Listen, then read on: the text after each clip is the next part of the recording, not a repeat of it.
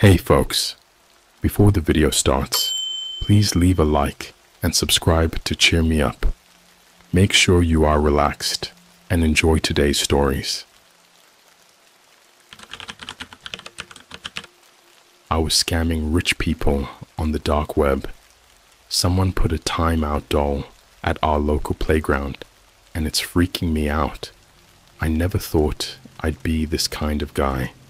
You know, the type to dive into the deep web and start messing around with people who have more money than sense.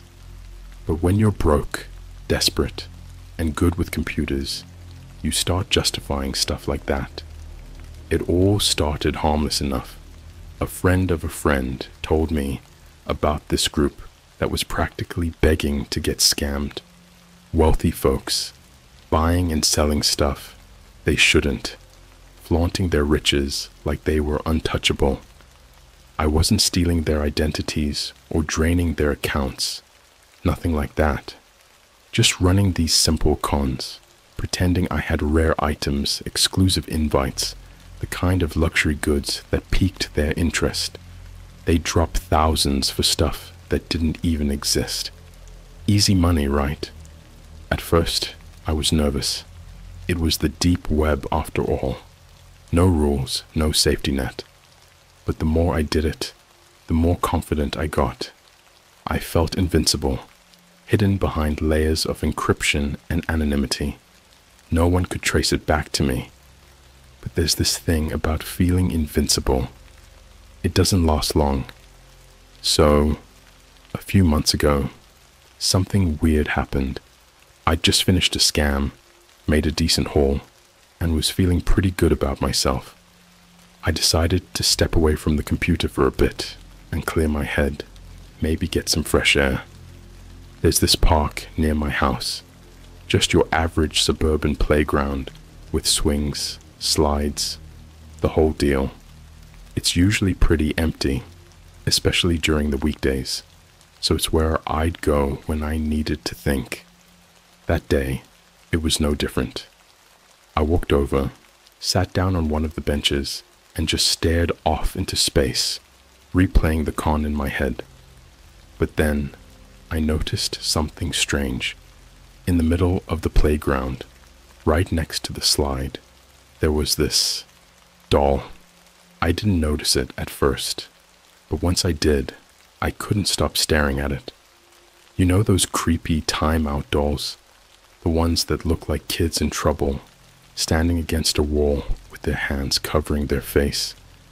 Yeah, it was one of those. Only, this one wasn't up against anything. It was just standing there, in the middle of the playground, facing the slide. I remember laughing a little, thinking it was some kind of weird prank. Maybe one of the neighborhood kids had left it there, or a parent forgot it. But something about it felt off. I couldn't put my finger on it, but the longer I stared at it, the more uncomfortable I got. It wasn't the kind of discomfort that makes you scream or panic. It was more subtle, like an itch in the back of your mind. I kept trying to brush it off, telling myself it was just a stupid doll, nothing to worry about. But as I sat there, it started to feel like the doll was watching me, even though its face was turned away. You ever get that feeling? Like something's watching you, even when it's not supposed to be. That's what it felt like, and no matter how much I tried to ignore it, I couldn't shake the feeling. I left the park pretty quickly after that, hoping that by the time I went back, someone would have picked it up, or it would have disappeared like it never existed. But it didn't. The next day, I went back, mostly to prove to myself that I was just being paranoid. But the doll was still there. Same spot, same position. This time, there were no kids at the park, no parents, no one around at all. It was just me and the doll. I'm not a superstitious guy. I don't believe in ghosts or paranormal stuff. But this was weird, right? I mean, who leaves something like that in the middle of a playground for days? It was almost like someone wanted it there, like they were trying to send a message. But here's the thing that really started to freak me out. It wasn't just in the same spot. I swear to God, it looked like it had moved. Just slightly. Not enough to be obvious, but enough for me to notice. It was leaning a little to the left now, almost like it had shifted on its own. At this point, I thought about moving it myself. Just pick it up, toss it in the trash, and be done with it. But something stopped me. I can't explain why, but the idea of touching it made my skin crawl. So I just left. Again, I went home, got on my computer, and tried to distract myself with another con. But the whole time, I couldn't stop thinking about that stupid doll. I even started having these dreams about it. In the dreams, it wasn't at the playground anymore. It was in my room, always standing in the corner with its back turned, just like it was in the park. At first, I told myself I was just paranoid, but then something happened that I couldn't explain. One night, I woke up around 3 a.m. You know, that weird time where everything feels off. I sat up in bed, and for a split second, I thought I saw something standing in the corner of my room. The same size, the same shape as that doll. I blinked, and it was gone. Just my imagination, right? Or at least, that's what I tried to tell myself. But the feeling didn't go away. It was like a shadow hanging over me, something that was creeping closer and closer, and no matter how hard I tried to ignore it, it was getting harder and harder to brush off. The next day, I decided to go back to the playground. I needed to see if it was still there. Maybe if I saw it again in the daylight, I could convince myself that it was just a coincidence, that my brain was playing tricks on me. But when I got to the playground, the doll was gone. And that's when things got really weird. The day the doll disappeared, I felt relieved. I mean, I didn't want to see it again. Whatever weird vibe it gave me, it was gone now, and I figured I could stop obsessing over it. But you know how, when something seems too good to be true? Yeah, that's how it felt. Like that relief was temporary. Almost like it was just waiting for the next shoe to drop.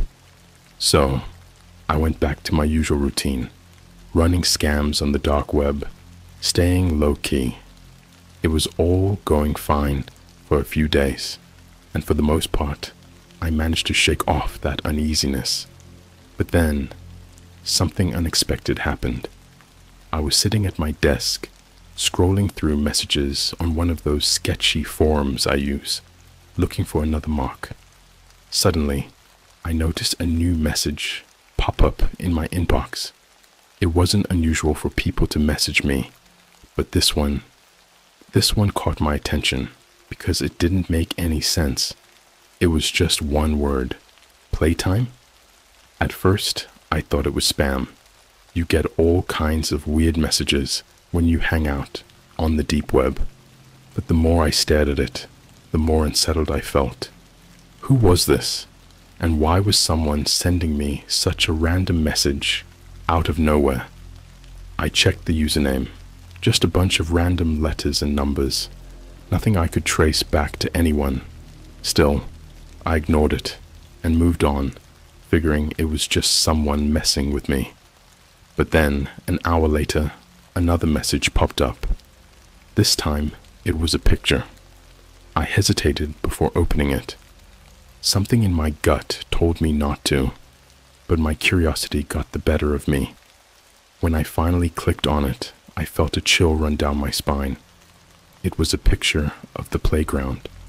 The exact playground where I'd seen that creepy timeout doll. Only now, the photo was taken at night. Everything looked exactly as it should have been. The swings, the slide, the benches. But there was no doll in the picture. No, wait. That's not entirely true. I zoomed in, and in the shadows, near one of the trees. I saw it. The doll. It was barely visible, hidden just enough that you wouldn't notice it unless you were looking for it. But it was there, and it was facing the tree, just like before. My heart started racing. How did someone know about the playground? How did they know exactly where I'd been sitting? I hadn't told anyone about the doll, not even my closest friends.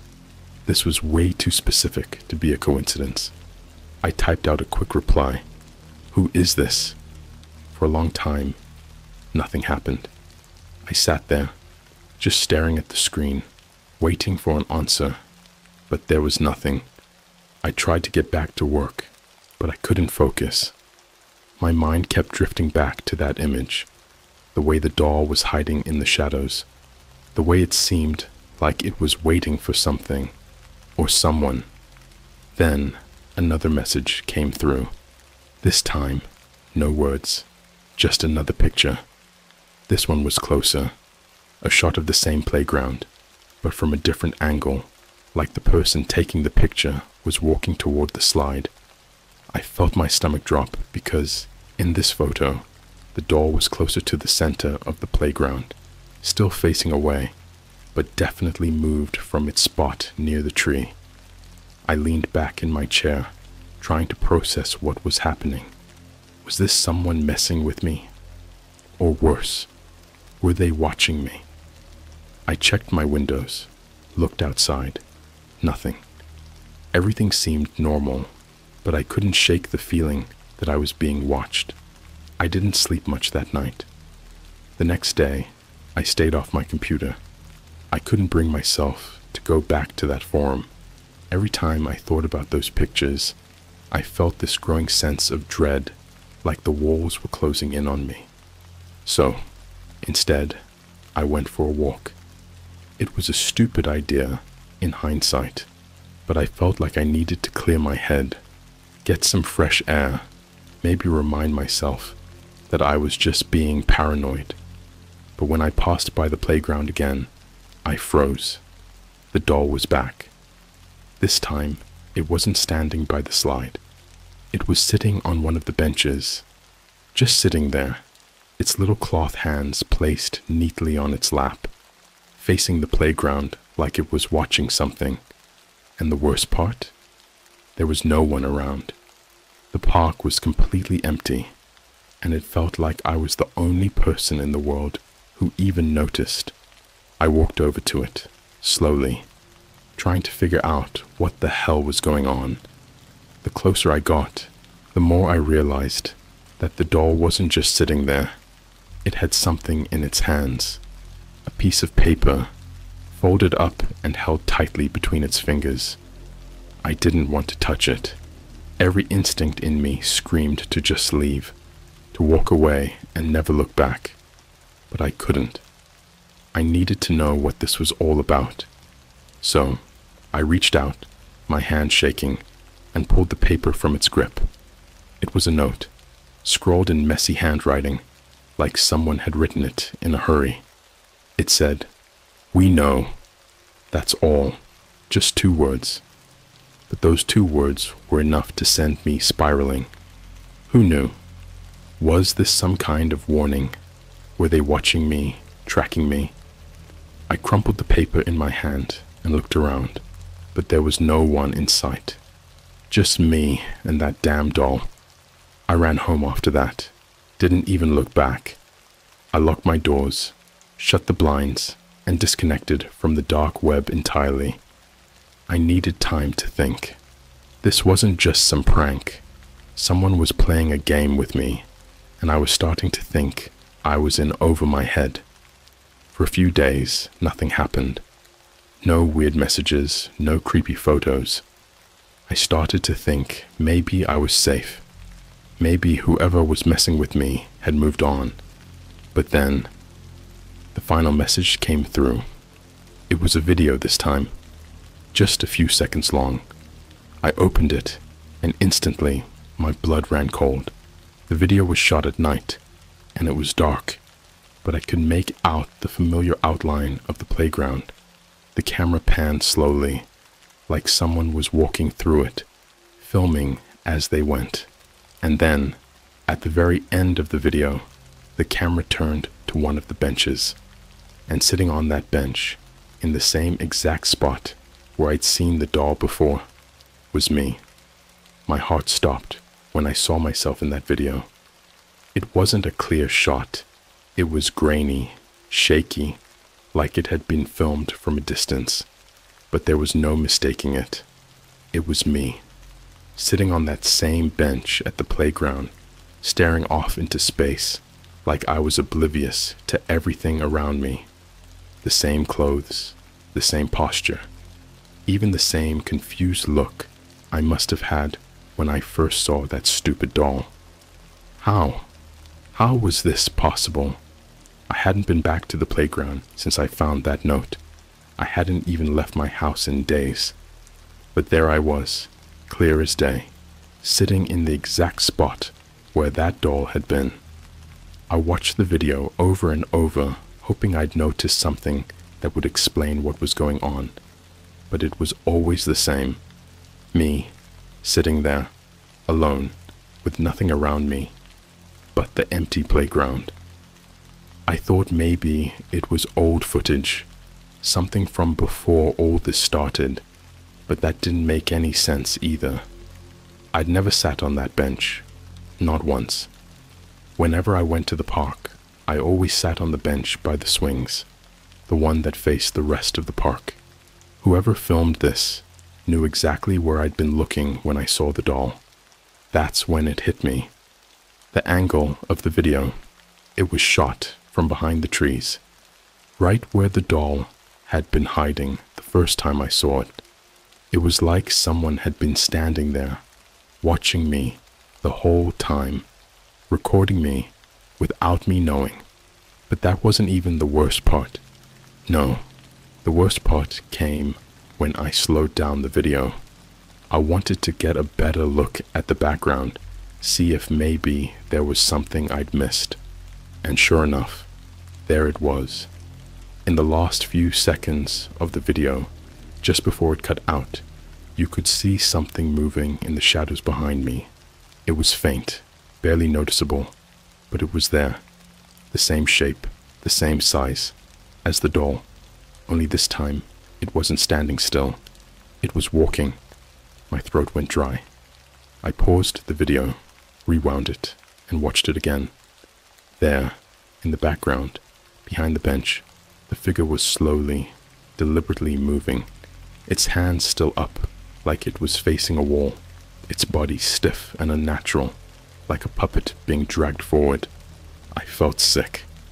What the hell was this? Who was filming me? And how was that doll moving? I jumped out of my chair and ran to the window, yanking the curtains aside and looking out into the street. Everything looked normal. The neighborhood was quiet, like it always was, but I couldn't shake the feeling that I was being watched. My skin prickled, like there were eyes on me from somewhere just out of sight. I paced around my apartment for the next hour, checking the windows, peeking outside every few minutes. But I didn't see anything or anyone. My phone buzzed, and I nearly jumped out of my skin. I scrambled to grab it, half expecting another message or video, but it wasn't. It was just my friend, Jamie, texting me about grabbing a drink later. I almost ignored it, but something about being alone in my apartment was making me more anxious by the minute. Maybe I did need to get out, clear my head, and try to convince myself that this was just some elaborate prank. So I texted back a quick, "Yeah, sure," grabbed my jacket, and headed out. We met at this local bar we used to hit up all the time. It was a small, hole-in-the-wall kind of place. Nothing fancy, but perfect for laying low. As soon as I walked in, I felt a little better. Jamie was already there, a beer in hand, and we'd spent the next couple hours just talking. Normal stuff. Work, mutual friends, whatever. For a while, I almost forgot about the doll, the messages, everything. But then, just as I was starting to relax, Jamie brought up something that snapped me right back into that feeling of dread. "So, dude, this is gonna sound weird," he said, leaning in closer. "But the other night, I could have sworn I saw you at that old park by your place." I froze. My mind was racing, but I tried to play it cool. "What do you mean?"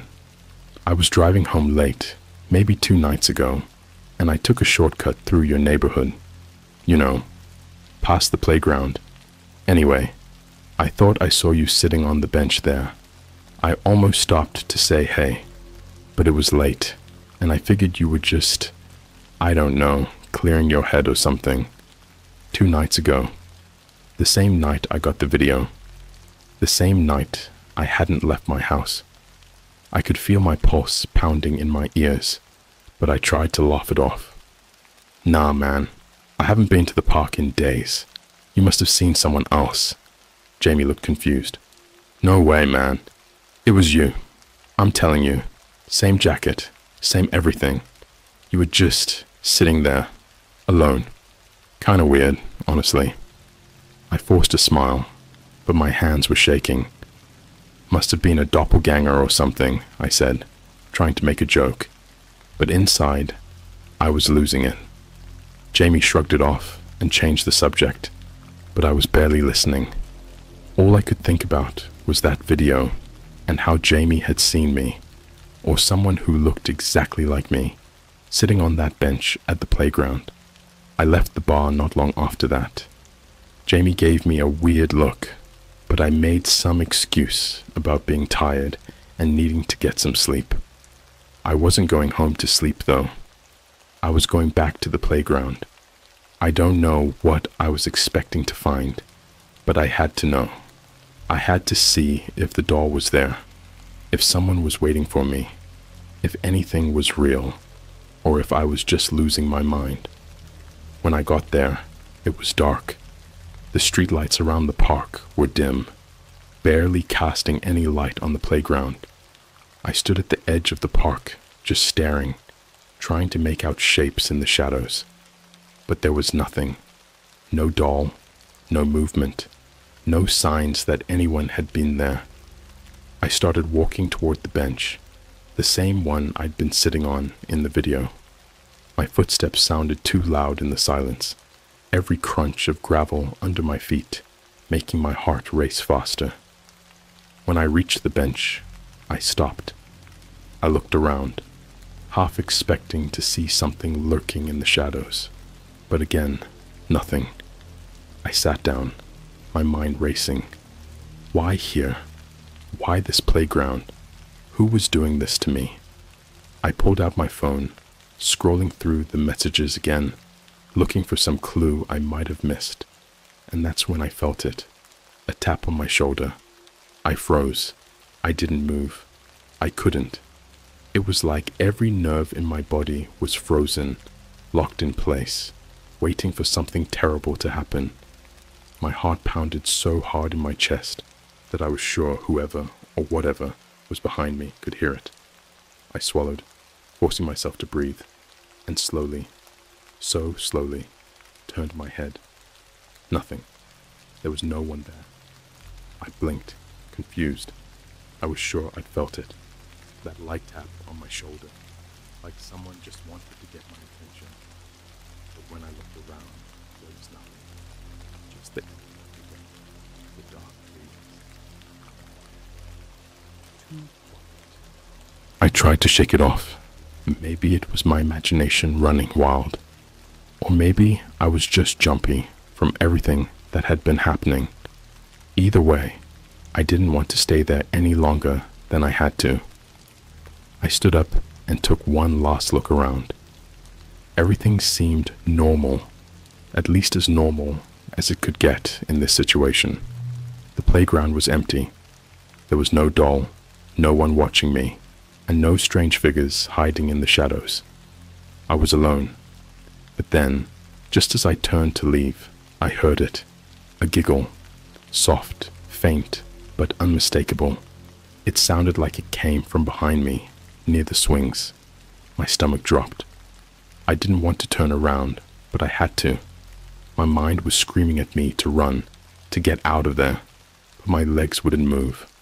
I turned, and there it was. The doll. It was standing at the base of the slide now, facing me. Its hands were still up, covering its face, like it was playing some twisted game of hide and seek. Only this time, it wasn't just standing there passively. It was closer, much closer than it had ever been before.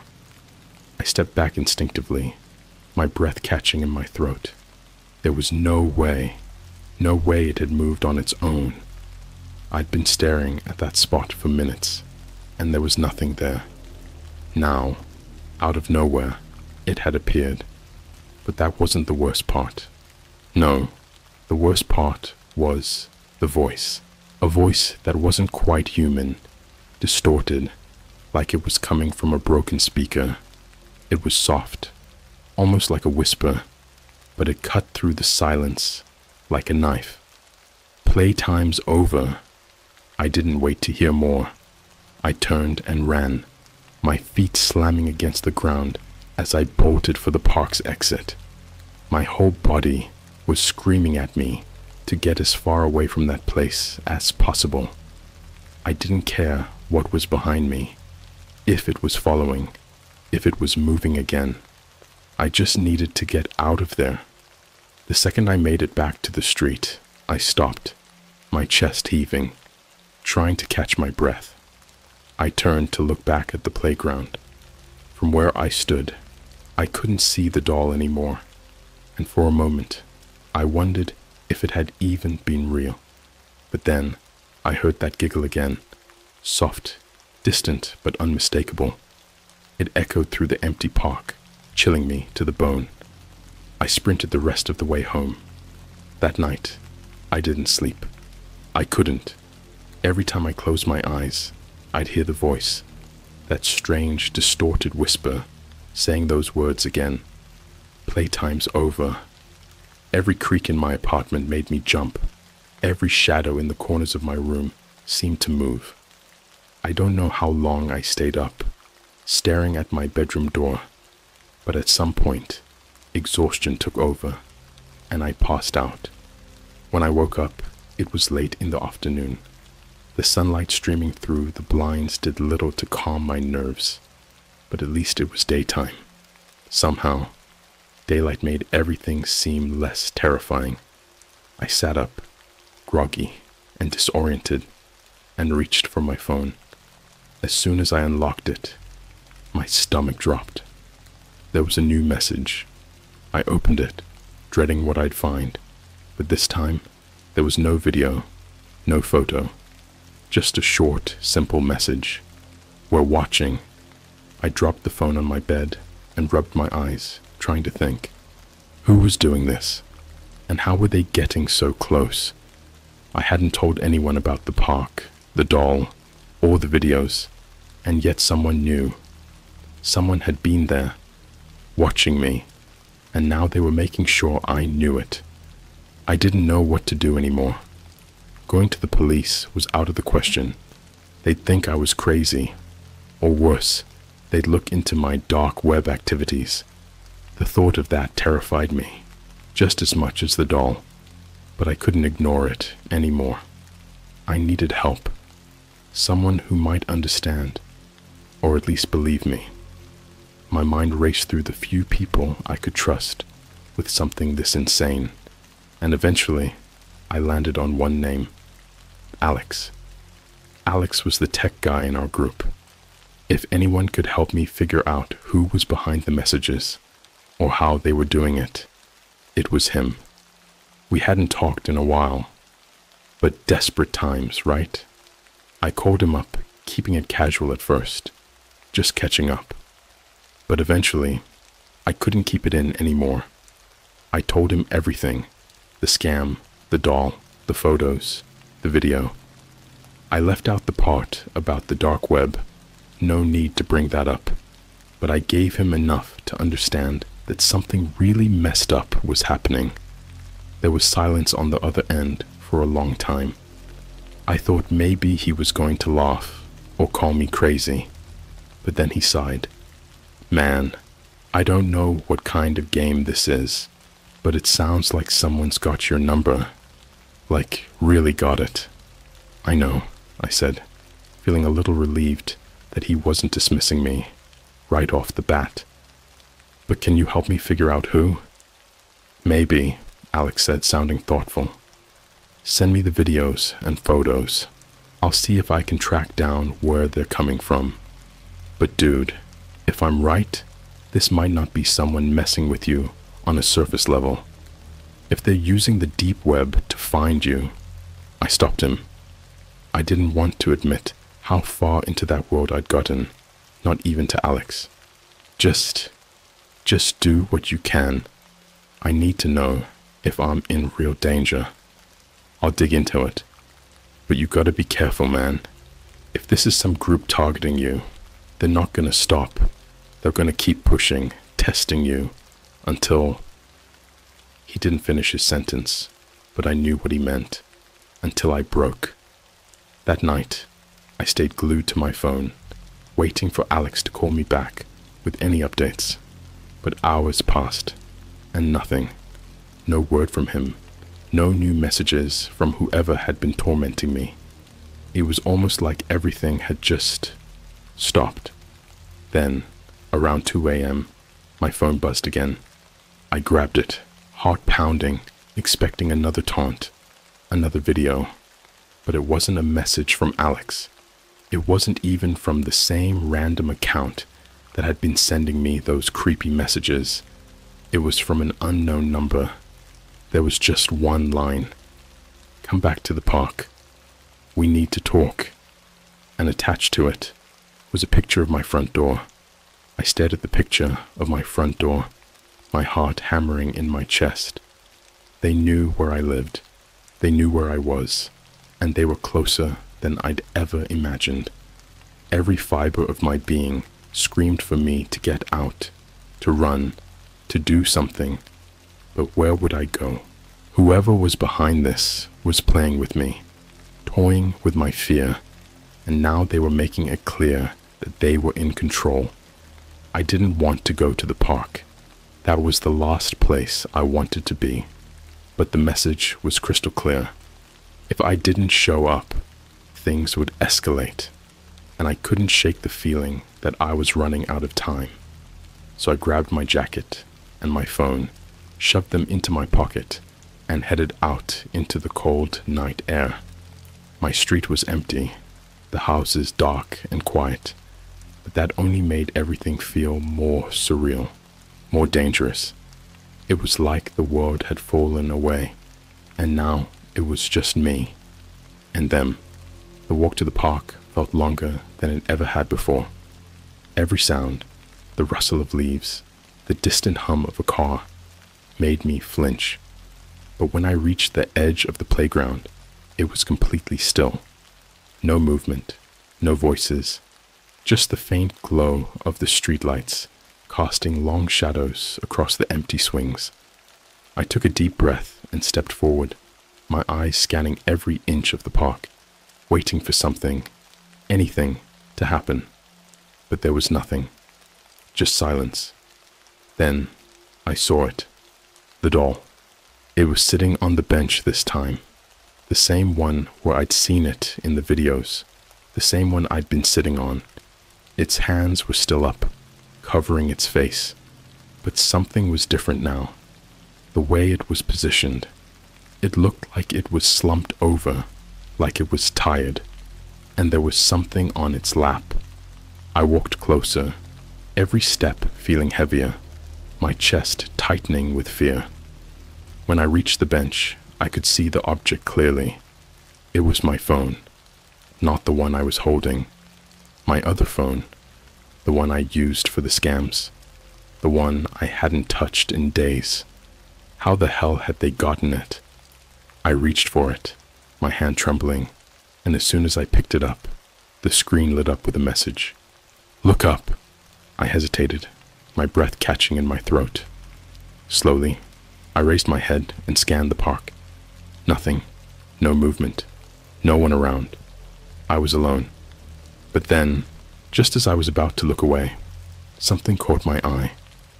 There, on the edge of the playground, near the trees, was a figure. At first I couldn't make out any details. It was just a dark shape, standing unnervingly still. But as I squinted, the figure stepped into the light, and my stomach twisted into knots. It was me. Or at least, it looked like me.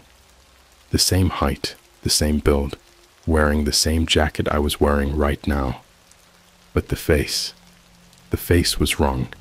I couldn't see it clearly, but the shadows made it look off, like it was unfinished, or like someone had tried to copy me, but got the details wrong. The figure just stood there, staring at me, completely still. My blood ran cold. I couldn't think straight. Every instinct was screaming at me to run, but my feet wouldn't move. It was like I was trapped in some horrible nightmare, and no matter how hard I tried to wake up, I couldn't. And then it started walking toward me, slow, deliberate. Each step echoed in the empty park, and with every step it took, my fear grew stronger. It was me, but not me. Some twisted version of me, and it was coming closer. I stumbled back, my hands shaking so badly I almost dropped my phone. I didn't know what to do. There was no escape, no one around to help. The figure kept coming, its face still hidden in shadows, its steps unrelenting. Then my phone buzzed again. I looked down at the screen, my vision blurring with panic. It was another message. Sit down. I looked back at the bench, at the doll sitting there, motionless. The figure was only a few feet away now, and I didn't know what else to do. So I did what the message said. I sat down on the bench, right next to the doll, and the figure stopped. It stood there, just a few feet away, watching me. Neither of us moved. I could feel my heart pounding in my chest, my breath coming in short, ragged gasps. The silence was unbearable. Then, without warning, the figure raised its hand and pointed at the doll. I stared at it, my brain struggling to process what was happening. Slowly, I turned my head to look at the doll, still slumped over, its face hidden by its hands. My phone buzzed again, and I looked down to see the final message. Move its hands. I didn't want to. Every fiber of my being screamed at me not to touch it, not to get involved in whatever sick game this was. But I knew I didn't have a choice. Whoever or whatever was controlling this was making it clear that this was the only way out. So, with shaking hands, I reached for the doll. Its fabric was cold and stiff under my fingers, and as I gently pulled its hands away from its face, my heart stopped. The face beneath the hands wasn't a doll's face at all. It was mine, but not just my face. It was exactly my face. The same eyes, the same nose, every detail, down to the small scar above my eyebrow. Only, it wasn't me. The expression was frozen in a grotesque scream, eyes wide with terror, mouth open in a silent, desperate plea for help. I dropped the doll and stumbled back, my whole body trembling with fear. I looked up at the figure, still standing there, pointing at me with an expression I couldn't see but could feel. It wasn't a threat, it was a warning. Then, without another sound, the figure turned and disappeared into the trees, swallowed by the darkness. I didn't stay to watch it go. I ran. I ran all the way home, not stopping until I was safely inside, locking every door and window behind me. I don't know who was behind this. I don't know how they did it, or what they wanted from me. But one thing is clear. They weren't just watching me. They knew me. They had been inside my head, inside my life, and they'd made sure I knew that there was no escape. Now, every night, I lock my doors, check my windows, and pray that whatever I saw at the park stays there. But sometimes, when the house is quiet and the shadows are long, I swear I can still hear that distorted whisper in the back of my mind. Playtime's over, and I know, deep down, it's only a matter of time before it starts again.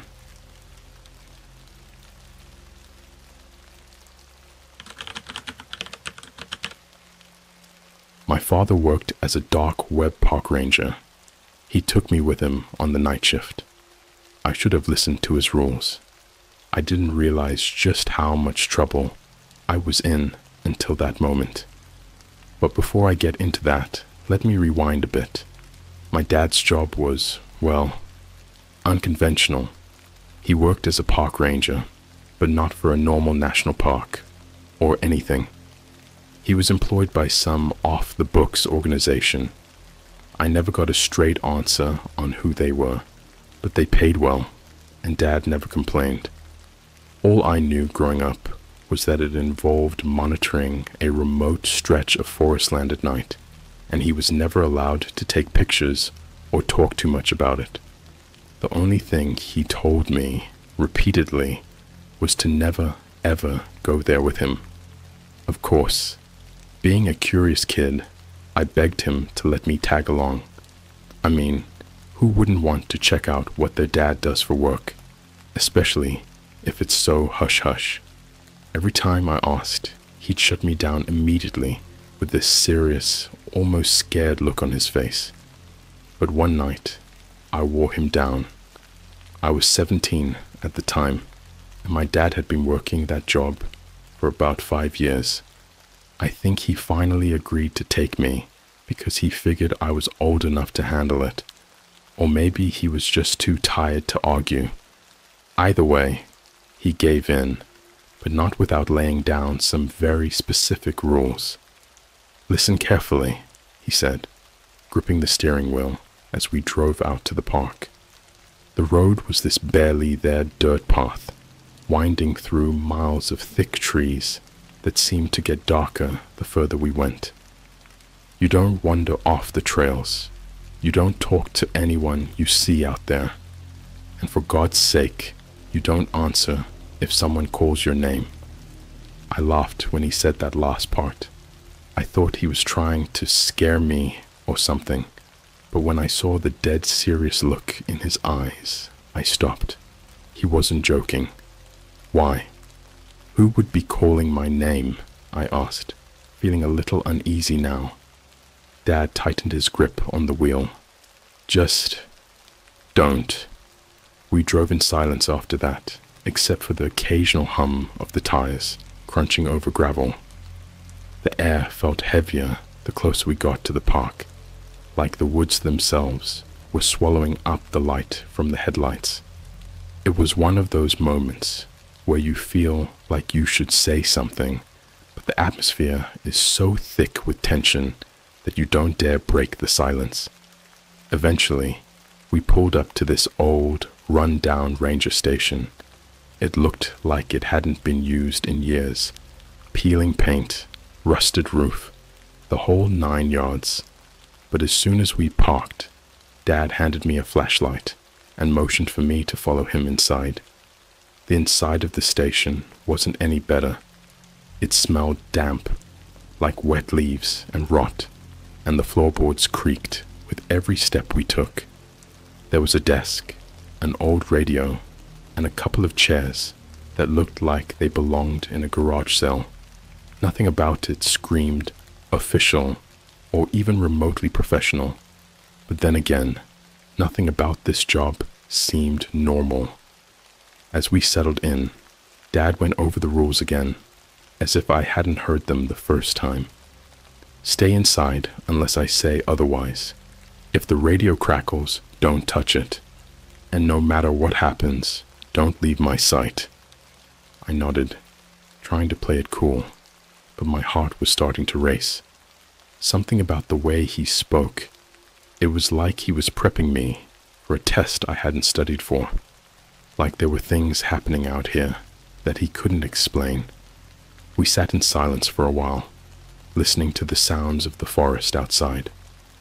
The chirps of crickets, the occasional hoot of an owl, and the low rustle of leaves in the breeze were all normal nighttime sounds. But after about an hour, the usual forest noises started to fade. It wasn't immediate, more like a gradual quiet that I didn't notice at first. But then it hit me. The woods were completely silent. "Dad?" I whispered, my voice barely above a breath. He didn't answer at first. He just stared at the radio on the desk, the muscles in his jaw tensing up. I felt a chill crawl down my spine. "Dad, what's going on?" He finally spoke, his voice low and controlled. "Remember the rules, okay? Stay close." Before I could ask what he meant, the radio on the desk let out this soft crackling noise, like when you're turning a dial between stations, but you don't quite hit a channel. My stomach flipped. "Is that normal?" I asked, but my dad didn't respond. He just reached over, turned the volume down a notch, and stood up, grabbing his flashlight. "Time for a walk," he said, his voice stiff. I didn't argue. I grabbed my own flashlight and followed him outside, the night air feeling unnaturally cold on my skin. The path ahead was barely visible, swallowed up by trees that seemed to loom closer than they should have been. My dad walked ahead, his posture tense, his eyes scanning the darkness like he was looking for something or waiting for something. We walked in silence for what felt like forever, the only sound being the crunch of leaves under our boots. But then, from somewhere deep in the woods, I heard it. My name. It wasn't loud. In fact, it was barely a whisper, carried on the breeze, like it was drifting in from miles away. But it was unmistakable. "Jake," the voice called, soft and eerie, like it was floating just behind me. I stopped dead in my tracks, my blood running cold. "Jake." This time, it was closer. I looked at my dad, expecting him to be just as freaked out as I was. But when I met his eyes, they were hard, unblinking. He shook his head once, slowly. "Don't answer." My heart pounded in my chest as I stared at my dad, trying to process what was happening. The voice, my name, had been so clear. It was like whoever it was knew me, like they were right there in the woods, just out of sight. My dad's reaction scared me more than the voice itself. He didn't flinch, didn't panic. He just stared at me with those cold eyes, his expression as calm as stone. "Keep walking," he said quietly, his voice steady. "Stay close." I wanted to ask him a million questions. Who was that? What's going on? Why aren't we running? But the look in his eyes told me now wasn't the time. So I swallowed my fear and followed him, keeping my flashlight aimed dead ahead, trying to ignore the growing knot of dread in my gut. The forest was darker than it had any right to be. Even with our flashlights cutting through the night, the trees seemed to swallow up the light, leaving long, jagged shadows that danced at the edges of my vision. It was like the woods were watching us, like something out there was waiting. We walked for maybe 10 minutes in silence, but it felt like hours. Every now and then, I'd hear the faint crack of a branch or the rustle of leaves behind us. Each time, my breath would catch in my throat, and I'd whip around, expecting to see something lurking in the shadows. But there was never anything there, just the same dark trees and an empty trail. At least, that's what I thought. About halfway down the trail, I noticed something strange. In the distance, through the trees, there was a light. It flickered weakly, like an old lantern swinging in the breeze. I slowed my pace, squinting through the darkness to get a better look. My first thought was that maybe it was another ranger or a camper, who'd wandered too far off the beaten path. But as we got closer, I realized that wasn't it at all. The light wasn't moving. It was just there, like it was waiting for us. "Dad, do you see that?" I whispered, pointing toward the glow. He didn't look. He didn't have to. "Yeah," he muttered. "I see it. Don't look at it." His voice was sharp, almost angry, like I'd broken some unspoken rule by acknowledging it. I turned away, my throat dry, and kept walking. But I couldn't shake the feeling that something was wrong. The light hadn't been there before, I was sure of it. And as we moved further down the trail, I swear it got brighter, almost like it was following us from a distance, hovering just beyond the trees. We kept walking, and I did my best to ignore it, but that creeping sense of unease was only getting worse. My dad, usually talkative and calm, hadn't said a word since we'd heard the voice. He just kept his eyes on the path, walking with that stiff, tense posture that made me feel like we weren't alone out here. And then we heard it again. "Jake." The voice was louder this time, clearer. It came from the trees to our left, a woman's voice, soft, gentle, almost familiar. My heart jumped into my throat. It was like the voice was right there, maybe 50 feet away, just beyond the tree line. I stopped dead in my tracks. "Dad, did you hear that?" He froze, his hand gripping the flashlight so hard I thought it might snap. He didn't look at me. "Keep walking." But keep walking. There was something in his voice, a desperation I hadn't heard before. His usual calm was cracking, and that scared me more than anything else. My dad wasn't someone who got scared easily. He was the guy who taught me how to camp, fish, hunt, all that stuff. He wasn't afraid of the woods, but here, tonight, something had him on edge. I forced myself to keep moving, but I couldn't shake the feeling that we were being watched. The air felt thick, oppressive, like the night itself was pressing down on us. And then, out of the corner of my eye, I saw them. At first, I thought it was just more trees, maybe the shadows playing tricks on me. But no, there were figures standing in the darkness, tall, thin silhouettes, just beyond the reach of our flashlights. They weren't moving, just standing there, watching us. My breath caught in my throat. "Dad," I whispered, my voice shaking. There's people out there." He didn't look. He didn't need to. "I know," he muttered, his voice barely audible. "Just keep walking. Don't look at them." I couldn't help it. I glanced back at the figures, but they hadn't moved. They were just standing there, their faces hidden in shadow, their bodies blending into the trees like they were part of the forest itself. I quickened my pace, sticking close to my dad as we walked. My pulse was pounding in my ears, and I could barely focus on anything but the figures watching us from the dark. Every time I glanced back, they were still there, silent, motionless like statues. But the worst part was, they seemed to be multiplying. For every few steps we took, there'd be more of them. First 2, then 4, then 7.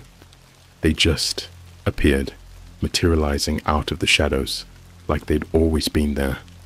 And no matter how far we walked, they stayed just out of reach, always watching.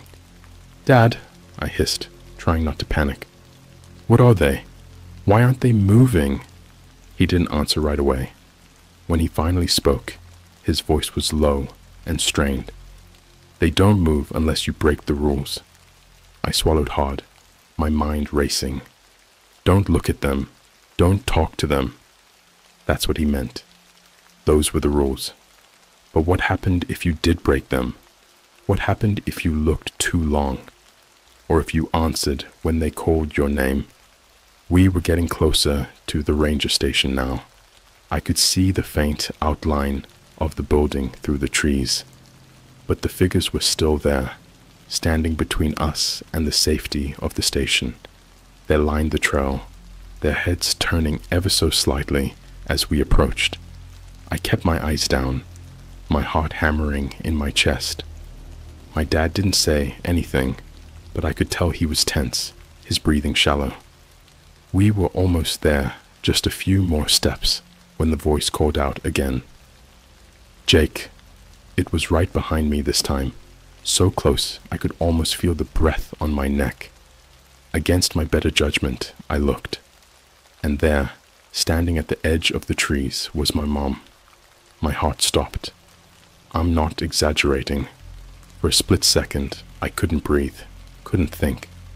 My mom had been dead for 2 years, and yet, there she was, standing in the trees, just beyond the path, staring at me with those soft, familiar eyes. She was wearing the same floral dress she used to wear on summer evenings when we'd all sit on the porch, watching the sunset. Her hair was tied back in the same loose ponytail she always had when she was working around the house. She even smiled at me, this gentle, loving smile that made my chest tighten in ways I wasn't prepared for. "Jake," she said, her voice soft, just like I remembered. "Come here, sweetie." I froze. Every instinct in my body told me to run, to turn away, to do exactly what my dad had told me. Don't answer, don't look, don't listen. But how could I ignore her? It was my mom. She looked exactly like she had before she got sick, before the hospital visits, the chemo, the long nights of watching her fade away. "Jake, honey," she said again, stepping closer, her feet barely making a sound on the leaves. "It's okay. I just want to see you." I took a shaky step forward, almost against my will. I didn't know what I was doing. I wasn't thinking. All I knew was that my mom was there, right in front of me, and it felt like if I could just reach out, if I could just touch her, maybe everything would be okay again. Maybe we could go back to how things were before. But then I felt a hand grip my arm, tight, firm, almost painful. My dad. "Jake," he hissed, pulling me back, his voice sharp enough to snap me out of whatever trance I was in. "That's not your mother." The words hit me like a punch to the gut. I blinked, my head spinning, and looked back at the figure standing in the trees.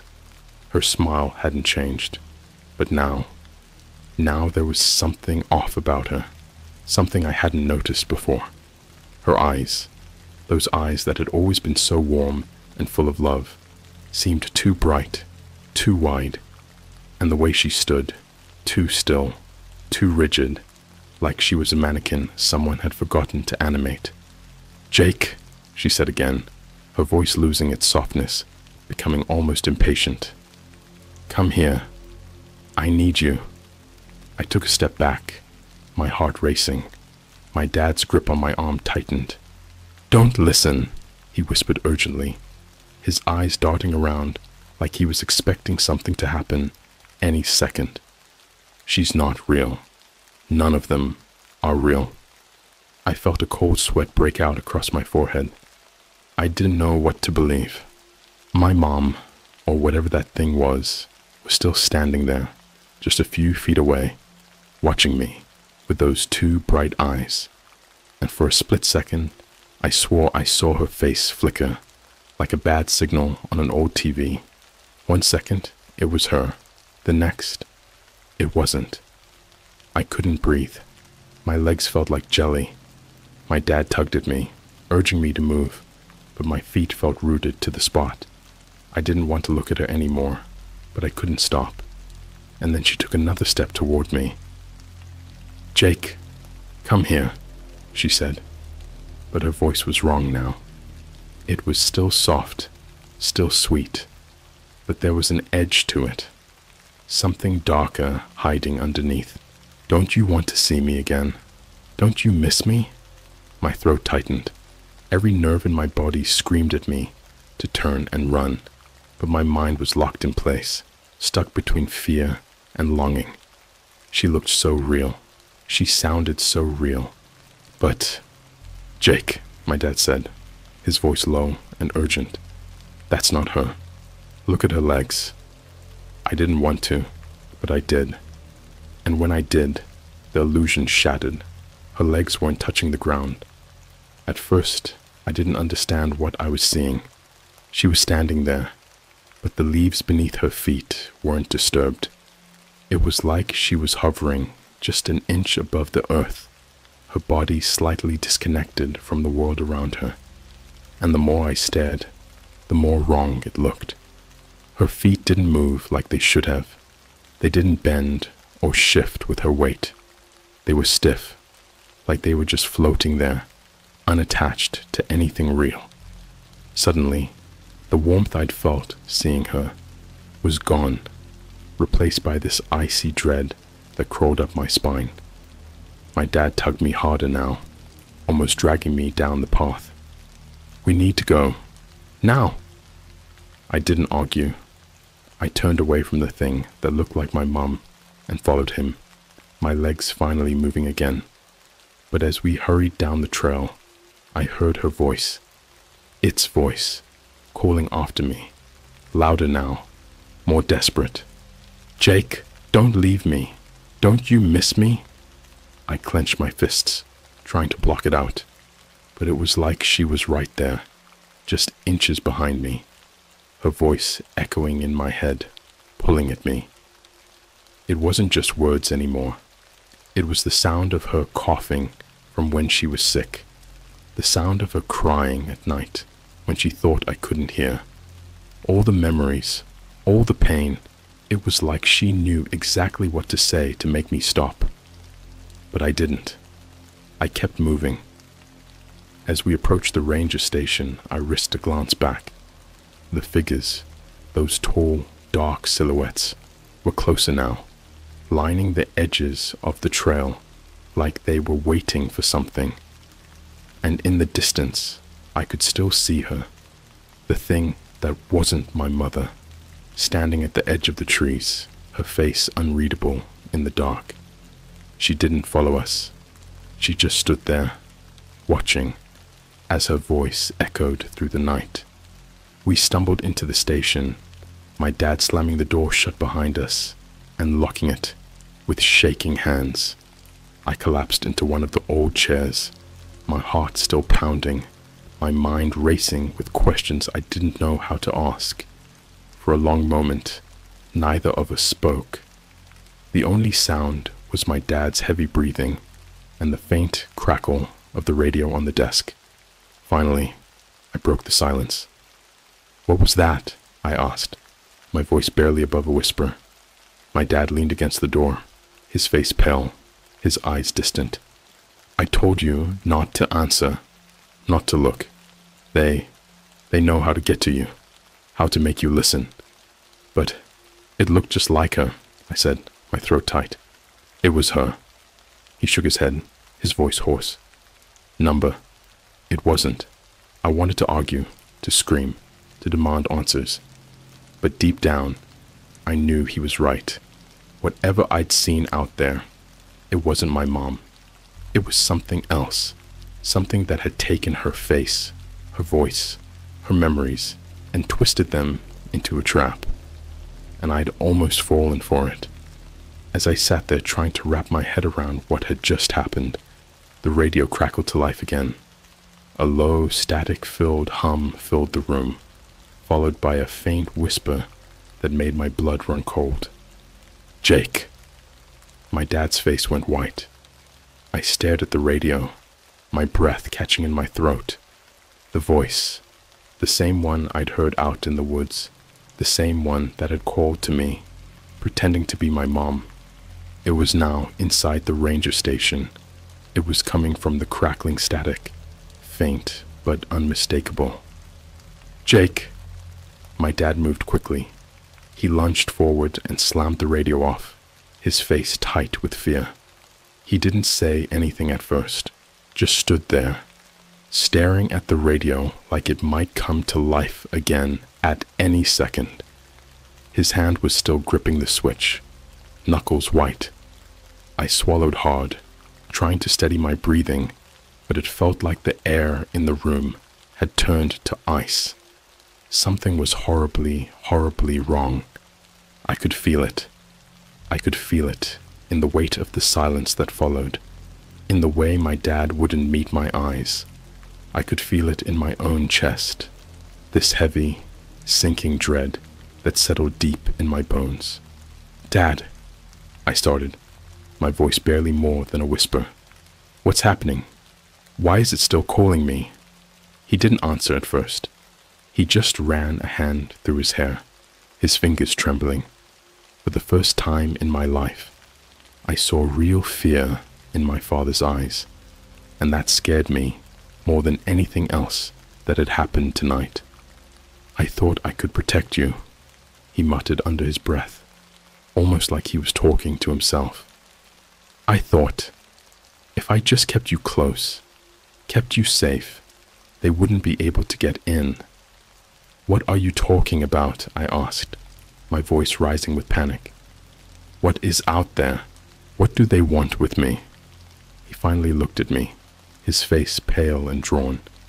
"They're not people, Jake. They never were. I don't even know how to explain it. The locals call them the Watchers. They live out here in the woods, but they're not like animals or spirits or anything you've ever heard about.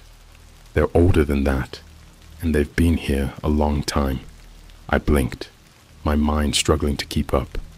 The Watchers? What the hell was he talking about? This wasn't making any sense. None of this made sense. "They don't hunt the way you think," my dad continued, his voice low and hurried. "They don't chase you through the woods like some monster. They wait. They wait for you to break the rules, for you to let them in. And once you do, He trailed off, his eyes dark, with something I couldn't quite place. "They take you." My blood ran cold. "Take me? Take me where?" He shook his head. "I don't know. No one who's been taken has ever come back." I felt a lump form in my throat. So what? They're just out there, waiting for me to mess up? Is that why they're calling my name? "They know you now," my dad said, his voice grim. "They know what you want. They know what hurts you. And they'll use it to lure you in, to make you come to them willingly. That's why I told you not to answer, not to look." I shivered, my mind flashing back to the moment I'd seen her, the thing that had worn my mother's face. If my dad hadn't stopped me, if I'd taken another step, would I still be here right now? Or would I have disappeared into those woods, swallowed up by the darkness, taken by them? "So, what do we do now?" I asked, my voice shaky.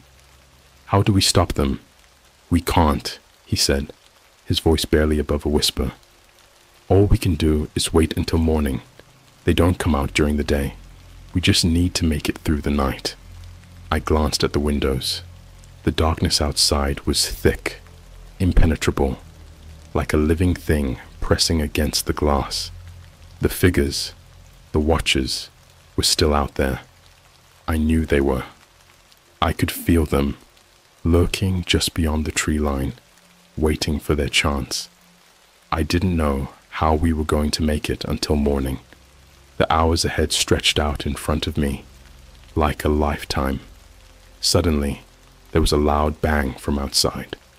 Something hit the side of the station, hard enough to make the walls shudder. I jumped, my heart racing, and my dad grabbed his flashlight, his face going pale. "Stay here," he ordered, moving toward the door. "What? Are you crazy?" I hissed. "You can't go out there." He turned to me, his face set with determination. "I have to see what it is." Another bang, this time closer to the door. It was followed by a scraping sound, like something heavy was being dragged along the outer wall. My skin crawled. "No, Dad, you said—" "I know what I said." He cut me off, his voice strained. "But we can't just sit here and wait for them to get in. I'll just check. I won't leave the porch. I'll be right back." Before I could stop him, he opened the door a crack and slipped out into the night. The door creaked shut behind him, leaving me alone in the ranger station, my heart pounding in my ears. I waited in the silence, my eyes fixed on the door, my mind racing with horrible possibilities. The scraping sound continued, followed by another heavy thud. What was out there? Had one of the watchers gotten closer, or was it something else? Seconds passed, then minutes. The silence stretched on, thick and suffocating. My fingers tightened around the arms of the chair. Why isn't he back yet? And then I heard it, the sound of footsteps, slow and deliberate, approaching the door. At first, I felt a wave of relief. It had to be my dad. He was back. Everything was going to be okay.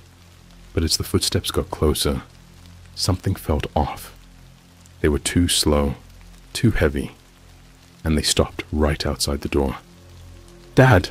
I called out, my voice trembling. "Is that you?" There was no answer. I stood up slowly, my knees weak, and stepped toward the door. I could feel my pulse pounding in my throat. My hand hovered over the doorknob. "Dad!" I called again, louder this time. Still nothing. The air felt thick, suffocating, and that familiar cold dread washed over me. My fingers brushed the doorknob, and I hesitated, every instinct screaming at me to not open it. But before I could make up my mind, I heard something else. A soft, almost rhythmic tapping on the other side of the door. Tap, tap, tap, like fingers drumming on wood. My breath hitched. The sound was too calm, too patient, like whoever or whatever was on the other side was waiting for me to open it. And then, from behind the door, I heard my dad's voice. "Jake, let me in." It was him. I recognized his voice immediately. Steady, familiar. A voice I'd heard my whole life. But there was something wrong with it.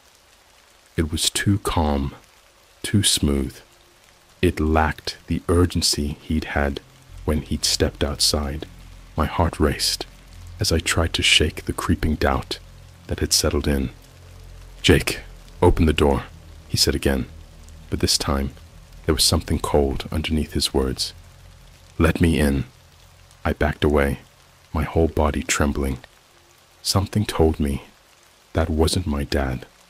I stared at the door, my mind spinning, trying to make sense of what was happening. My dad's voice came again, low and calm, too calm.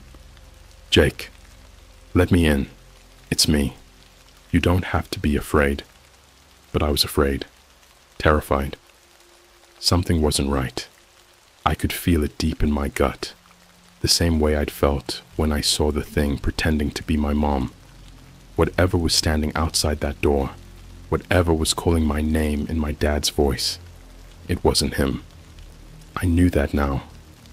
I took a step back, my hand shaking as I gripped the flashlight tighter, as if the weak beam of light could somehow protect me from whatever was on the other side of that door. The tapping started again, slower this time, like whoever was out there had all the time in the world.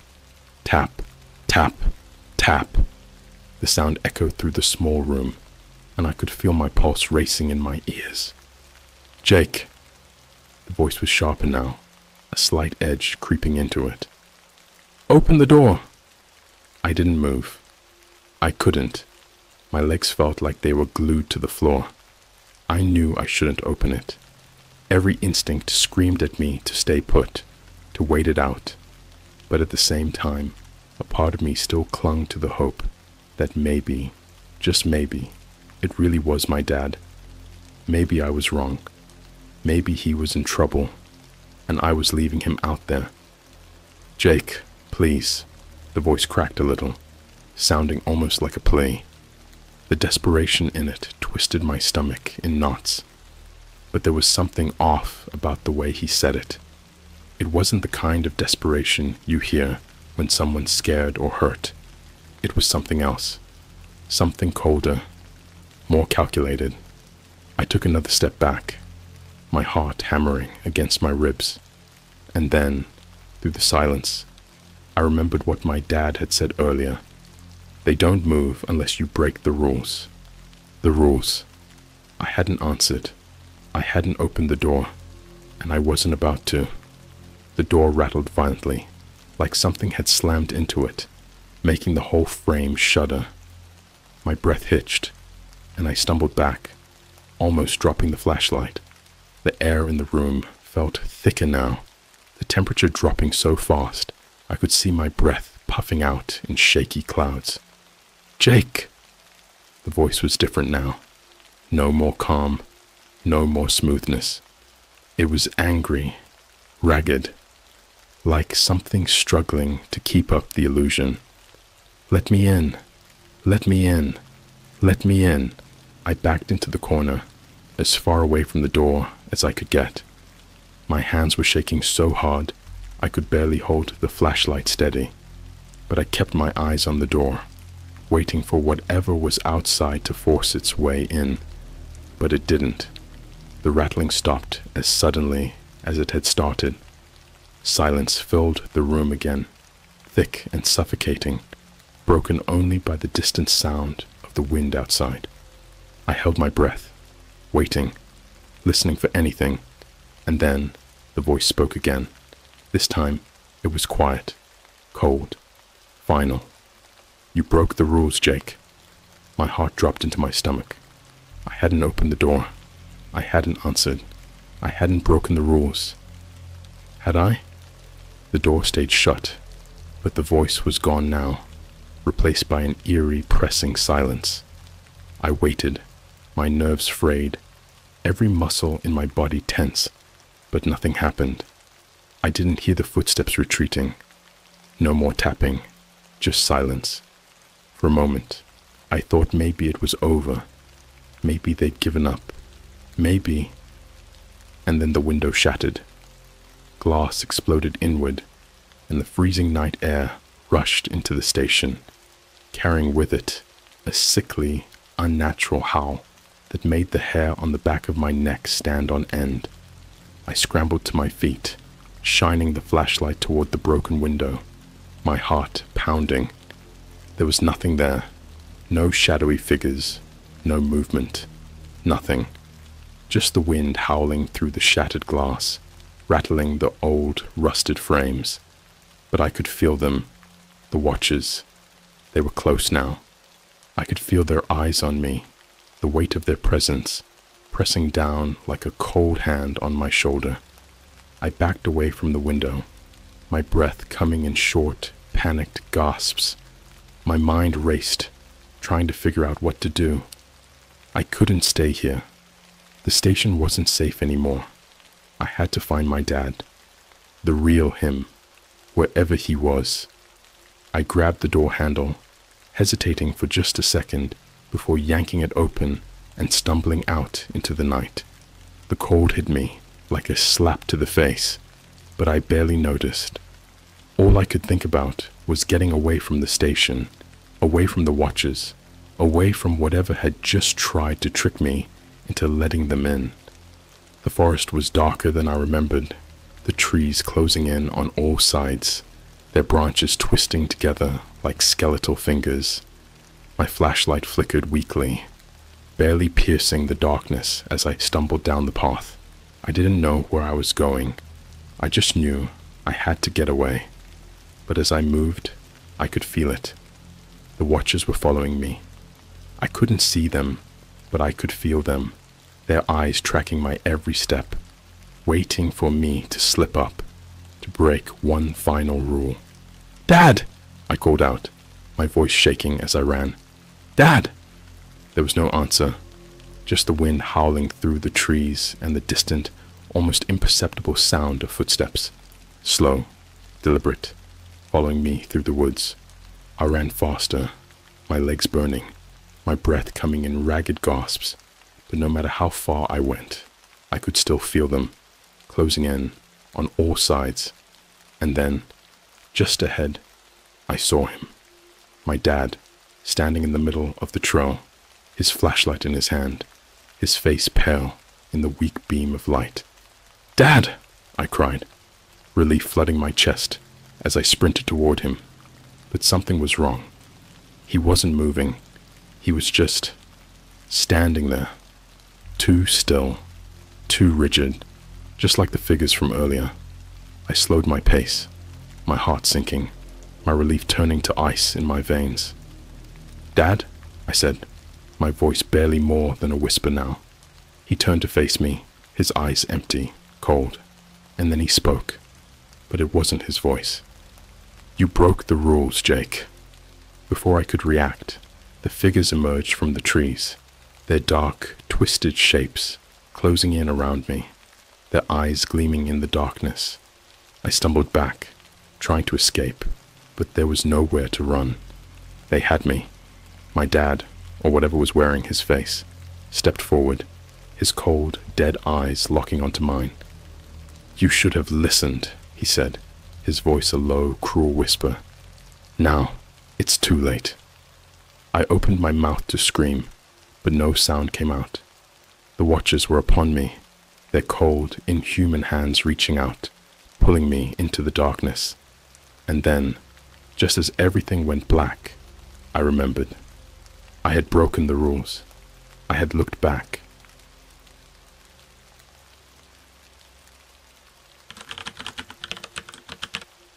I found a dark web video of an alien birth. The child is my neighbor.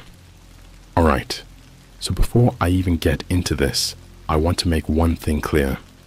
I'm not the type of person to mess around with the dark web. I'm not that guy who looks up sketchy stuff just for fun. But you know how sometimes you fall into weird rabbit holes on the internet? Yeah, well, that's kinda what happened to me. And I really, really wish it hadn't. It all started about 3 weeks ago. I was in one of those moods where you stay up way too late, mindlessly scrolling through random forums and YouTube videos. You know, the kind of night where you lose track of time until you realize it's 3 a.m. and you're watching videos about conspiracy theories you didn't even know existed. That was me. Anyway, I came across this subreddit, and people were talking about the dark web. I've heard of it, obviously, and I knew it was a place for all kinds of illegal or creepy stuff. But this thread wasn't about drugs or weapons or anything like that. It was about weird videos. People were sharing stories about strange, disturbing clips they'd seen, things that just felt wrong. Not horror movies or jump scares, but real footage, stuff that made your skin crawl because it felt too real. One comment mentioned a video titled "The Arrival," and the way the guy described it gave me chills. He said it wasn't gory or anything, but it left him with this horrible feeling, like something wasn't human about it. I don't know why, but I got obsessed with finding this video. Maybe it was boredom, or maybe I was just too curious for my own good. Either way, I wanted to see what all the fuss was about. Now, here's the thing. I didn't even know how to access the dark web. I had to look up tutorials, download Tor, and all that. I won't get into the details because, frankly, you don't want to go down that road. But after hours of searching and following shady links, I finally found a site that had the video.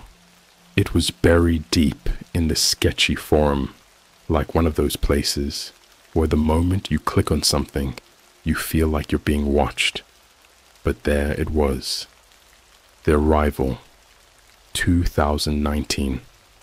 The file size was tiny, like a few megabytes, which struck me as odd. I hesitated for a moment, thinking maybe this was a bad idea, but I was already too far down the rabbit hole. I downloaded it. When I opened the file, the first thing that hit me was how quiet it was.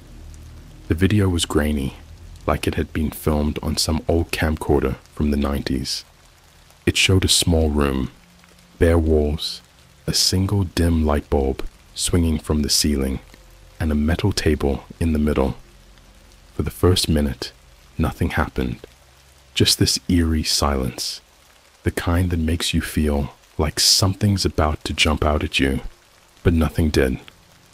Then, a man walked into the frame. He was wearing some kind of lab coat, but it wasn't like a doctor's coat. It looked more like something you'd see in a sci-fi movie, with strange symbols on the sleeves. He had a mask on, the kind with tubes coming out of it, almost like an old gas mask. The camera zoomed in on the table, where a small clear container sat. Inside the container was something. It looked like a cocoon, pulsating slightly. The man just stood there, staring at it, like he was waiting for something. After what felt like an eternity, the cocoon started moving. Slowly, it began to crack, and this slimy, greenish liquid oozed out. I felt my stomach turn, but I couldn't look away. Something was coming out of the cocoon, and I could tell it wasn't going to be normal. When the thing inside finally emerged, it was small, wrinkled, and pale. It had arms and legs, but its proportions were all wrong. Its head was too big, its eyes too large, and its skin was this sickly grayish color. It looked almost human, but not quite. The man in the lab coat picked it up, cradling it like it was a newborn. The thing let out this soft, gurgling noise, almost like a baby's cry, but off, like it was trying to imitate a sound it had never made before. The video cut out there, just abruptly ended. No credits, no explanation, nothing. I stared at my screen for a long time, just feeling this overwhelming sense of unease. It wasn't until I looked at the timestamp on my computer that I realized the video had only been 5 minutes long. 5 minutes that felt like an hour. I wish that's where the story ended. I really do. Because that would have been weird enough, right? Just a creepy video from the dark web and a night of regret. But things got so much worse after that. It was 2 days later when I saw him. 2 days after I watched the video, I was just going about my normal routine. Work, errands, the usual stuff. The video was still lingering in the back of my mind, but I was trying to shake it off. I convinced myself it was just some weird, low-budget art project or something. That's what people do on the dark web, right? They post creepy stuff to mess with people. But then I saw him. I was taking out the trash one evening, and across the street, I noticed the new family that had moved in a few months ago. I didn't know much about them. They mostly kept to themselves, and to be honest, I hadn't really paid attention. But this time, something caught my eye. Standing in the front yard was their kid. I hadn't seen him before, but he looked about 6 or 7 years old. Here's the thing though, he looked exactly like the thing from the video. I'm not exaggerating. His skin was that same pale, sickly color, almost grayish. His head was a little too big for his body, and his eyes, they were huge, way bigger than they should have been for a kid his age. He was standing there, just staring at me, from across the street, not blinking, not moving, just staring. My heart started racing, and I felt that same sick feeling in my stomach that I'd had when I watched the video. It was like all the blood drained from my face. I tried to tell myself it was just a weird coincidence. Kids can look strange, right? Maybe he had some kind of medical condition. That's what I wanted to believe. but the resemblance was too uncanny. I couldn't shake the feeling that this wasn't a coincidence. I quickly turned around and went back inside, shutting the door behind me. I remember standing in my kitchen, my hand still on the doorknob, trying to make sense of what I'd just seen. I kept telling myself it wasn't possible. The video was just a stupid hoax from the dark web, and this kid was just, well, a kid. But the more I thought about it, the less that made sense. That night, I barely slept. Every time I closed my eyes, I saw that thing in the video. I saw the cocoon cracking open, the slimy creature emerging, and then that kid, the kid who looked like him. I had this gnawing feeling that something was seriously wrong. The next morning, I was sitting in my living room, sipping coffee and trying to convince myself I was just overthinking things when I heard a knock at the door. It wasn't a normal knock. It was slow, deliberate, like whoever was on the other side was taking their time, waiting for me to answer. When I opened the door, I nearly dropped my mug. Standing on my porch was the kid. He didn't say anything. He just stood there, staring up at me with those huge, unblinking eyes. His expression was completely blank, like he didn't know how to be a kid. It was like he was just mimicking what he thought a kid should do. And his skin, up close, it was even more unnatural. It had this weird, almost translucent quality to it, like I could see the veins underneath. I managed to stammer out something like, hey buddy, what's going on? He didn't answer, just kept staring. At this point, I was starting to freak out. I could feel my hands shaking and my mind was racing. I didn't know what to do. Do you call the cops on a kid for being weird? No, that's insane. But something about him wasn't right, and I couldn't ignore it. Do your parents know you're here? I asked, trying to keep my voice steady. Still, no response. He just tilted his head slightly, like he was studying me, like he was trying to understand what I was. Then, out of nowhere, he turned and walked away. He didn't run or anything, just calmly walked back across the street, not looking back once. I watched him go, my heart pounding, and saw him slip into his house without making a sound. I stood there for a few minutes, staring at the door across the street, trying to process what had just happened. There was something deeply wrong with that kid. I could feel it in my gut, but I didn't have any proof. I didn't even know what I was looking for. Over the next few days, I started noticing more weird things. I'd see the kid out of the corner of my eye, watching me from his window, or standing in his yard at odd hours, just staring at my house. And it wasn't just him. At night, I started hearing strange noises coming from across the street, low, humming sounds, almost like machinery. It would start late, usually around 2 or 3 a.m., and last for about an hour. Sometimes there were flashes of light coming from the house, just barely visible through the blinds. I started avoiding going outside unless I absolutely had to. Every time I caught a glimpse of the kid, I felt this overwhelming sense of dread, like I was being watched by something that didn't belong here. Then, one night, things escalated. I was in bed, trying to fall asleep, when I heard a loud thud coming from my backyard. At first, I thought it was just a raccoon or something, but then I heard it again. It wasn't an animal. It sounded like someone was back there, moving around. I got out of bed and went to the window, pulling the curtain back just a little so I could see outside. What I saw made my blood run cold. The kid was standing in my backyard, staring up at my window. But he wasn't alone. I froze. I swear I couldn't move for what felt like an eternity. The kid was standing there, just like before, silent, still, and staring up at me. But it wasn't just him. There were others with him. In the dim moonlight, I could barely make out their shapes. At first, I thought it was my eyes playing tricks on me, like maybe I was half asleep and imagining things. But no, there were at least 3 other figures standing behind him, partially hidden in the shadows.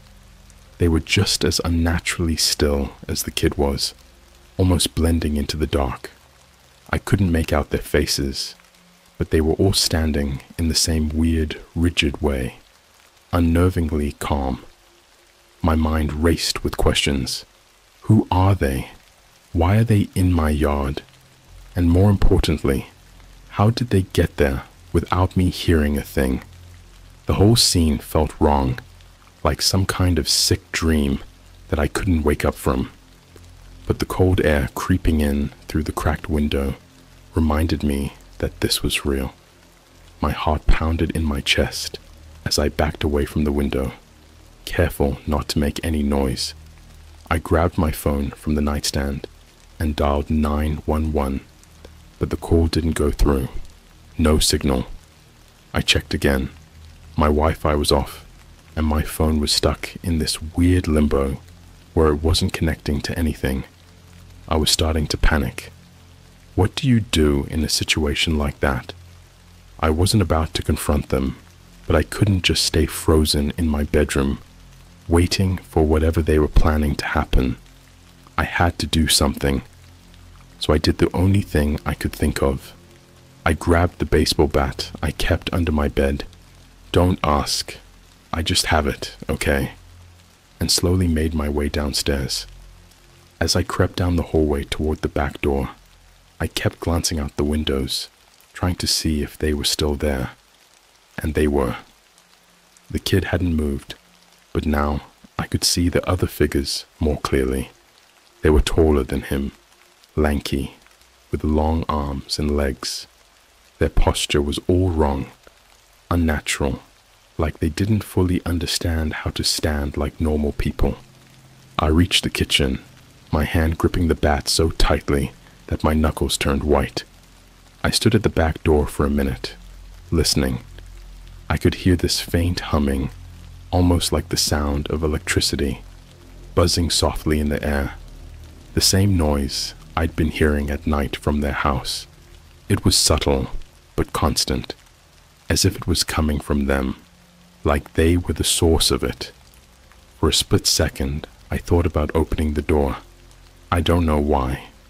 Maybe it was just morbid curiosity, or maybe I thought I could scare them off if they saw I wasn't afraid. But deep down, I knew that wasn't the case. I was afraid, more afraid than I'd ever been in my life. Something was deeply wrong with these people, if they were even people at all. Suddenly, I heard a tap on the glass. I jumped, nearly dropping the bat. The kid had moved. He was closer now, standing just a few feet from the door, his face nearly pressed against the glass. His huge eyes were locked on me, wide and unblinking, like he was looking through me. My breath caught in my throat as I watched him. He reached out slowly and placed his hand against the window. His fingers were long, too long for a normal child, and his skin, God, his skin looked almost translucent under the porch light. It reminded me of raw meat, stretched too thin. He pressed his hand harder against the glass, as if testing it, or maybe testing me. I backed up, trying to put some distance between us, but then I saw it. One of the taller figures behind him started to move. It stepped forward into the light, and I got a good look at it for the first time. It wasn't human. Its skin was a pale, sickly white, almost glowing under the moonlight.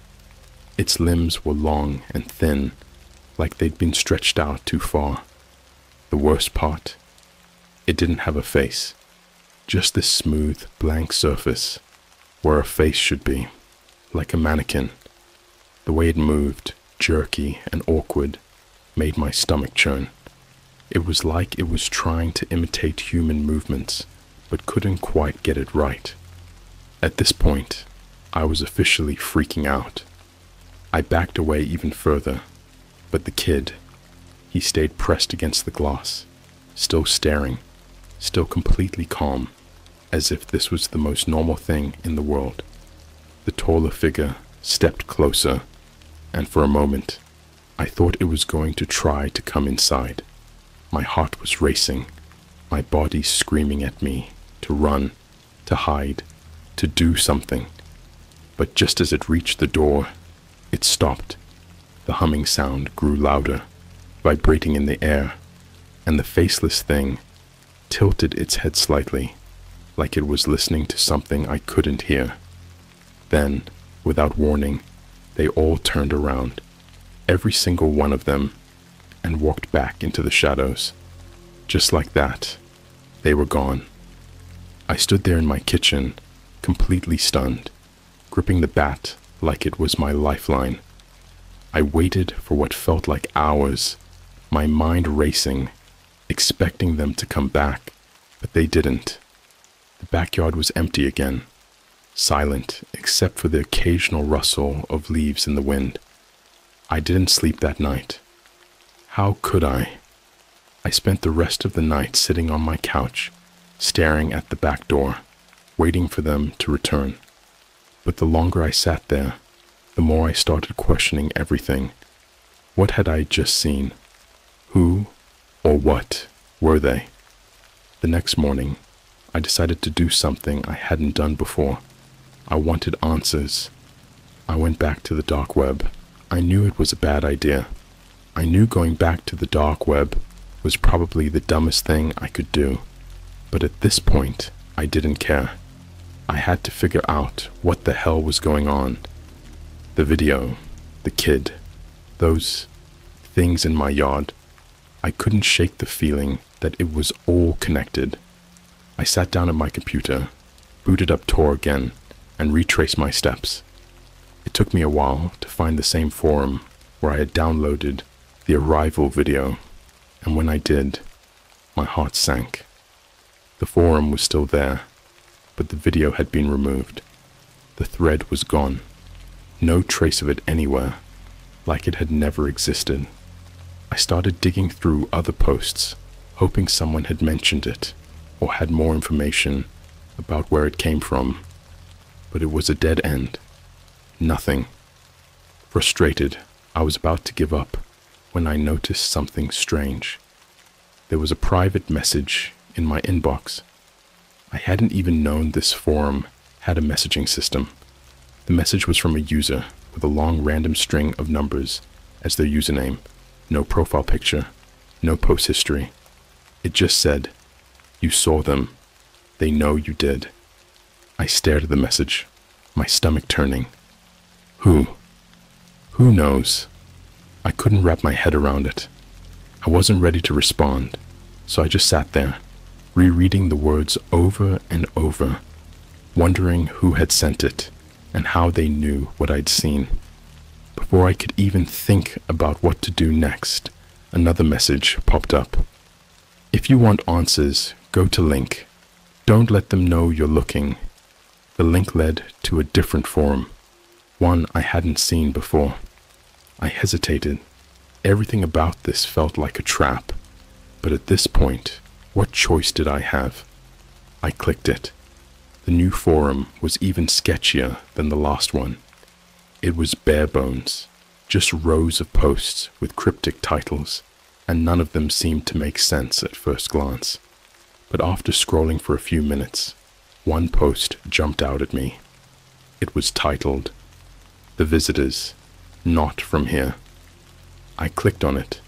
The post was written by someone claiming to have studied the visitors for years. The more I read, the more the knots in my stomach tightened. The writer described them as entities that weren't from this world, things that looked human, or at least tried to. They didn't belong here, but for some reason, they were allowed to stay. Governments, secret organizations, even scientists, There were people out there who knew about them, who were helping them. The post talked about transitional beings, how these entities start as something alien, almost fetal, and slowly change into something that can pass as human. I felt sick as I read on. The writer described how the visitors are often placed in quiet, unassuming neighborhoods, hiding in plain sight. They live among us, trying to blend in, trying to learn. And the worst part? The ones who aren't fully developed, the children, or whatever you want to call them, they're not stable. They can't control their form completely, which is why they sometimes look off. That's when it clicked. The kid, the thing I saw in the backyard. They weren't done yet. My heart raced as I scrolled to the bottom of the post. The final line burned into my mind. If you've seen them, they know. And they don't like being seen.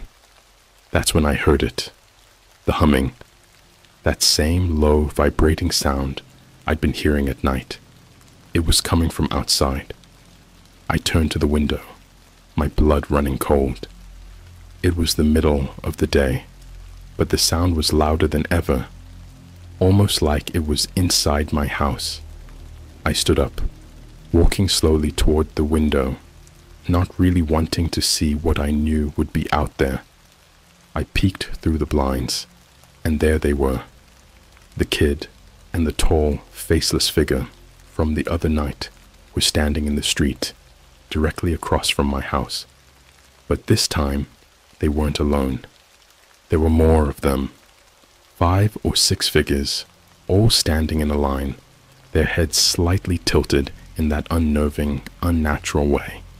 Some were tall and thin, others shorter, but all of them had the same blank, smooth faces. The kid was in the front, leading them like some kind of twisted guide. They were just watching. My pulse was hammering in my ears. I backed away from the window, my hands shaking, my mind screaming at me to do something, but I didn't know what. I couldn't call anyone. What would I even say? Hey, there's a group of faceless aliens standing outside my house. Yeah, that'd go over well. The humming grew louder, more intense, vibrating through the walls. It felt like it was everywhere, pressing in on me. I backed into the hallway, trying to stay out of sight. My mind was racing, thinking about what the post had said. They didn't like being seen, but what did that mean? Were they going to come after me now? Suddenly, there was a knock at the door. 3 slow, deliberate knocks. I stopped breathing. My heart felt like it was going to explode out of my chest. I didn't move. I just stood there, frozen, staring at the door like it was about to burst open at any second. The knocks came again. I couldn't take it anymore. I backed up, further down the hall, toward the back door. I needed to get out.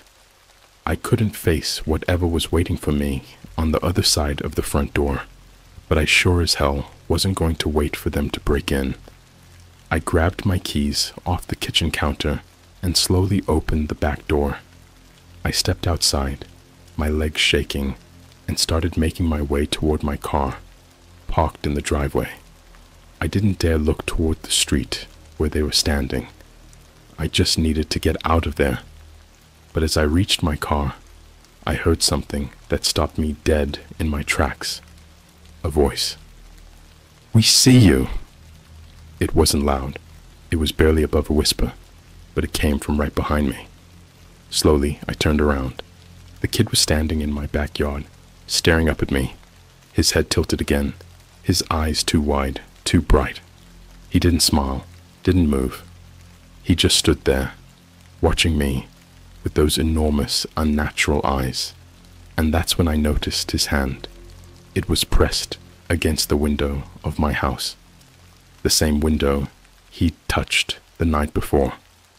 Only now, the glass was covered in this strange, slimy residue, like the cocoon from the video. Before I could even process what was happening, the humming grew louder, deafeningly loud. My vision blurred, and I could feel the pressure building in my head, like my skull was about to crack open. I dropped the keys and fell to my knees, clutching my head, trying to block out the sound, but it was no use. I looked up, and the kid was still there, watching me, and then everything went black. I woke up in my own bed, drenched in sweat, my heart pounding. For a split second, I thought it had all been some horrible, twisted nightmare, but as soon as I tried to sit up, the dull ache in my head reminded me it was very real. Every muscle in my body was tense, like I'd been fighting something in my sleep. My room was eerily quiet, too quiet. No hum, no distant traffic, nothing. Just the kind of silence that suffocates you. I checked my phone. No signal again. The clock said it was just past 3 a.m., but I had no idea how long I'd been out. I tried to piece together what had happened, but my memory was a blur. The last thing I could remember clearly was the kid, his wide, staring eyes, and the deafening hum. Something was wrong. I could feel it in the air, that pressure I'd felt before, the one that made my head feel like it was splitting, was back, but more subtle now. Like the atmosphere itself was charged with something unnatural. I needed to get out of the house, but the thought of opening any door terrified me. I crept out of bed and peered through the blinds, my pulse quickening as I looked outside. They weren't there. The street was empty. No figures, no kid, no faceless beings. For a brief moment, I felt a tiny flicker of relief, but it didn't last. I walked through my house, each step deliberate, like I was afraid the floor might give way beneath me. When I reached the living room, my breath caught in my throat. The back door was wide open. I swear, I hadn't left it open. I would have remembered that. The air coming in was freezing, unnatural for this time of year. And there, just inside the doorway, was a trail of that slimy residue, the same slimy substance I'd seen on the window. I swallowed hard and stepped back, instinctively gripping the baseball bat I'd left near the couch. My mind raced with the thought that they could be inside now, that they could be watching me, hiding in the shadows, waiting for me to make a move. Then I heard it, a soft, wet sound coming from the kitchen, like something was slithering across the floor. I tightened my grip on the bat and moved slowly toward the noise. My hands were trembling, my heart pounding so loud it felt like it was in my throat. As I got closer, I saw something that made my blood run cold. On the kitchen table, there was a small clear container, just like the one in the video, and inside it, curled up in a thick, translucent fluid, was something alive. It wasn't fully formed.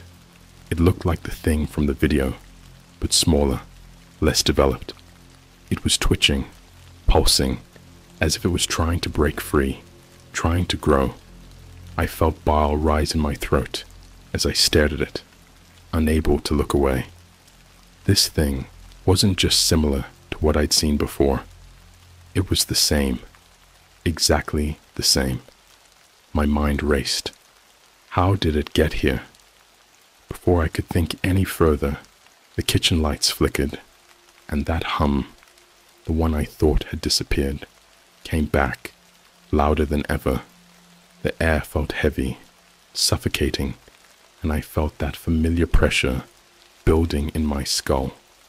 I staggered back, desperate to get away from whatever was happening, but as I turned toward the living room, I froze. The kid was standing in the doorway. He wasn't alone. The tall, faceless figures were with him, their blank heads tilting in unison, as they stepped into the house, moving with that same jerky, unnatural motion.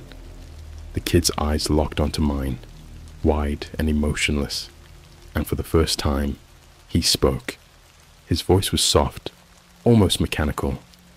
"You weren't supposed to see." My heart pounded harder, every instinct screaming at me to run, but my legs felt like they were made of lead. I couldn't move, couldn't think. The kid took a step closer, and I saw it. His skin. It was changing, peeling away in patches, revealing something darker, more alien underneath. It was like his human shell was breaking down. Behind him, the faceless figures began to hum, that awful, vibrating sound, growing louder and louder, rattling my bones. I dropped the bat, my vision blurring, my ears ringing.